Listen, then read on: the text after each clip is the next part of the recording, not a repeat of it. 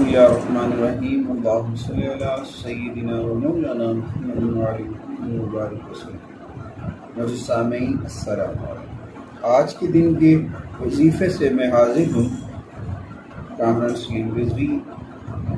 حسب روایات آج کی اس نشست میں ان افراد کے لیے ایک ایسا وظیفہ بتانے جا رہا ہوں جو بے اولاد ہیں، اولاد نہیں ہے، اولاد نرینہ کے خواہش مند ہیں، تو انہیں چاہیے کہ آج کے دن سرکار دو عالم صلی اللہ علیہ وسلم کی ذات اقدس کے اوپر درود و سلام پڑھیں اور درود تاج کو کم از کم 72 مرتبہ یا 63 مرتبہ ضرور پڑھیں۔